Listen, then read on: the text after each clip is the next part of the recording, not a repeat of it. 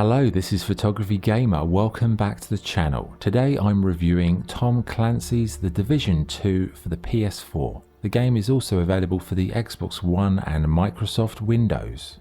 Tom Clancy's The Division 2 is an online strategic arcade looter shooter developed by Massive Entertainment. The game is set in Washington DC during the Green Poison pandemic.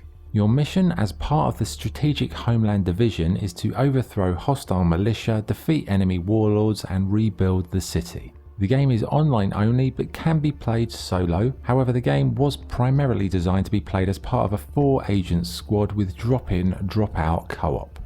So, what is the game like to play? The Division 2 is primarily a cover-based shooter but with an arcade twist.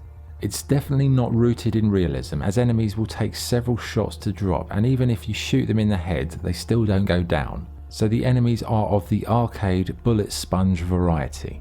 Cover is really the key aspect of any skirmish, as if you're out in the open for too long, you just won't last very long. You can barrel run from cover to cover a la Gears of War, and being successful is usually a result of flanking, repositioning and general tactical awareness of your enemy's position.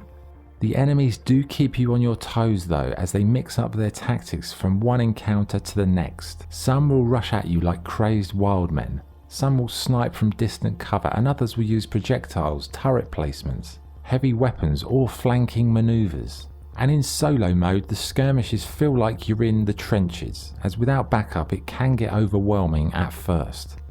The game has a huge emphasis on loot, and you'll constantly be finding caches throughout the city. Enemies will drop weapons, gadgets and armor, and you'll forever be mixing and matching your gear as you find improved wares. And weaponry is something the Division 2 does very well indeed. You have 2 main weapons, one sidearm, projectiles and 2 deployable skills such as turrets, drones and shields. There are several armor slots, and each piece of gear has a rating, and the loot you find will scale to your current level as you progress. Guns can be sold to traders or dismantled for raw parts, and the raw parts can be used to craft new schematics or mods. And mods are the real game changer, as they allow players to tweak each weapon with underbarrels, magazines, scopes and muzzles to make your firearms suit your style.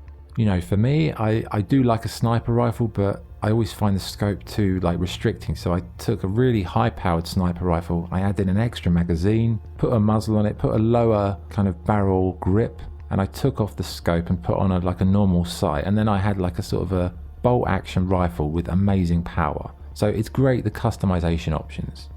You can also upgrade guns, but the system isn't very well thought out and it ends up just being more hassle than it's worth. Finally, you can add new skills to your loadout at the Quartermaster that help you improve your carry capacity or various other aspects of play. So what about the game world itself, Washington DC? Well, it feels like a lived-in war zone that's caught in the midst of a civil conflict. As you explore the derelict streets, you'll encounter random events, skirmishes and patrolling friendlies or enemies. There are friendly settlements you can work for, which will improve the facilities available to you upon your next visit. But what about the main campaign missions? Well, these are perhaps one of the most disappointing aspects of the Division 2, as mission to mission there isn't a great deal of variety. Every mission kind of felt the same. You visit a courtyard, kill some enemies, infiltrate a structure, clear room by room until you reach the boss room, kill the boss, mission complete. And that formula has been very much overused to such a degree that I couldn't really differentiate from one mission to the next. Also, the narrative I'd say is pretty weak and most of the characters are bland and forgettable.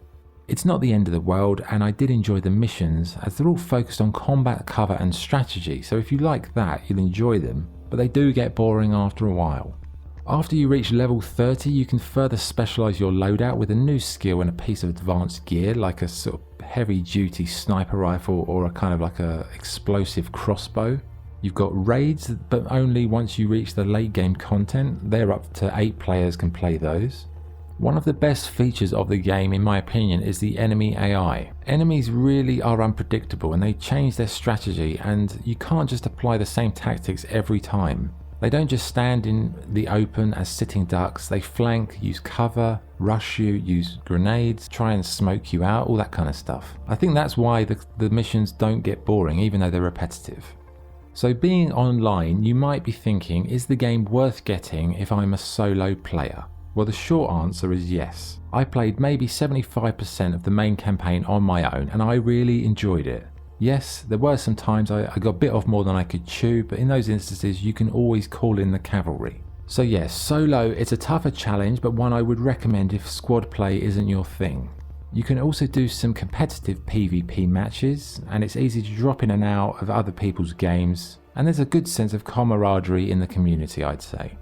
Finally, a couple of other features are the dark zones that support up to 12 players. Basically, they're tough zones where you can acquire special loot. So overall, it's a pretty comprehensive experience, lots to do, an attainable end game, but a huge amount to do after the main campaign ends. And it's a game where you're constantly progressing and it will keep you busy for months. Graphically, the game does a decent job of recreating the sense of a civil conflict. The city looks great and it has lots of small details that add a real character to the immersion. The animation is solid, the outfits look good, weapons feel believable.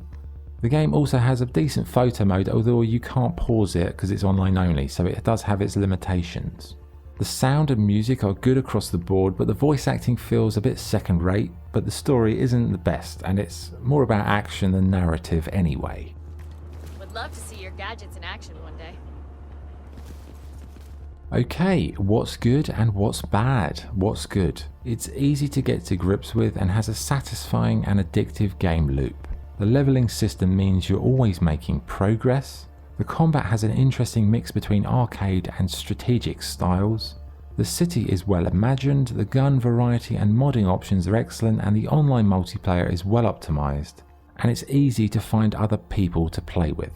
What's bad? The story isn't great, the voice acting is subpar, and the missions are essentially all the same. Okay, what's the verdict? Tom Clancy's The Division 2 is an addictive and simple game that offers a huge array of action to get your teeth into. Whether played solo or co-op, it's always throwing something new at you in terms of skirmishes, despite the missions ultimately being the same. Despite the deja vu you'll get while playing, it's still very satisfying and addictive. Mainly, I'd say, due to the AI. It's got a good open world, good progression systems, lots of loot, interesting strategic elements, and on the whole, I really enjoyed it. Yes, if you play it every day, you might start to notice the holes in the game, such as the unimaginative mission structure, but for just pure arcade gunplay, it's one of the best options on the market today. So my score for Tom Clancy's The Division 2 is 8.75 out of 10. Okay, that was the review. Thank you for watching. If you enjoyed the video, please like and subscribe. This is Photography Gamer signing off. Thank you.